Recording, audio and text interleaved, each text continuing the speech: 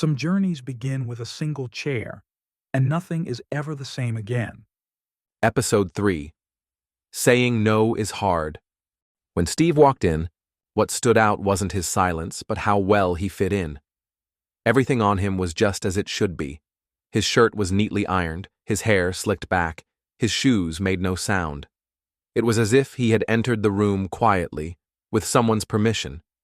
When he sat down, he didn't avert his eyes, but his gaze wasn't deep either. It was as if he was constantly waiting for approval, quietly but attentively. Mr. Steve, welcome. If you feel ready to talk about yourself, I'm here. How are you feeling right now? As relaxed as I'm allowed to be.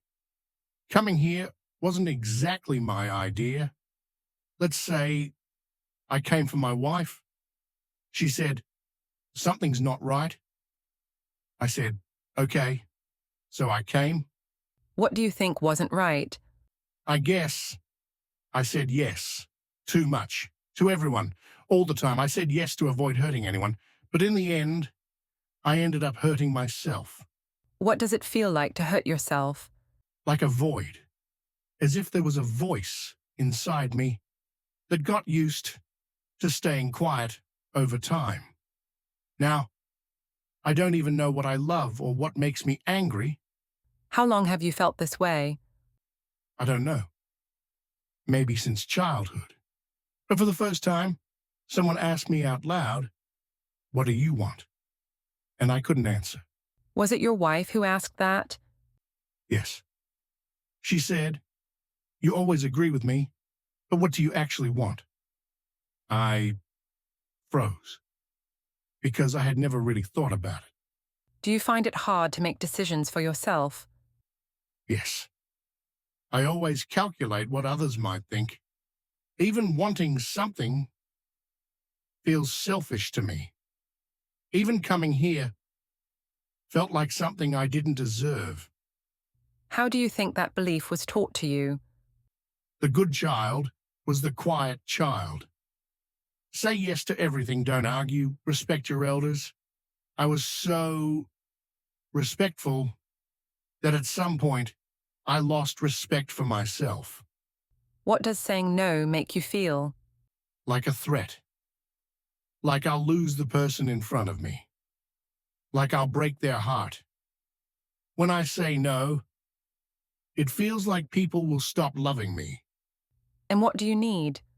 For my boundaries to be recognized, but first, I need to recognize them myself.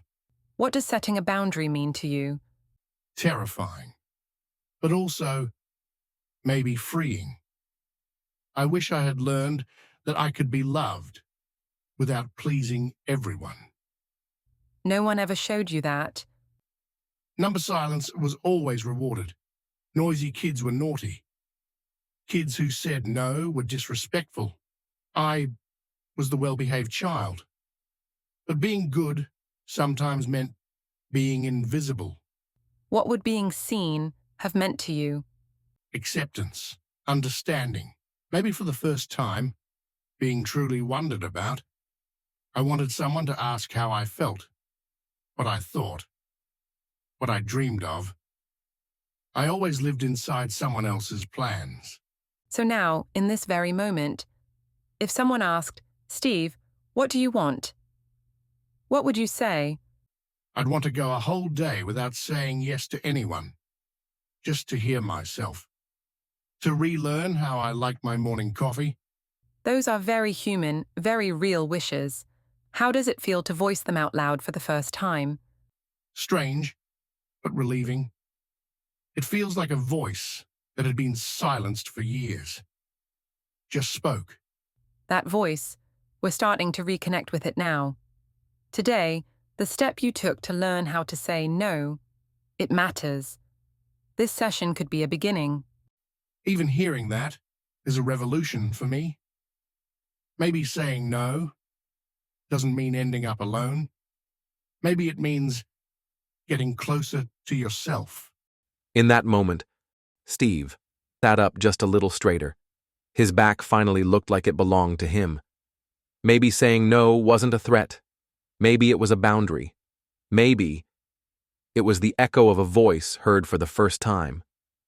These stories are fictional, but the emotions they stir might be real. See you in the next one.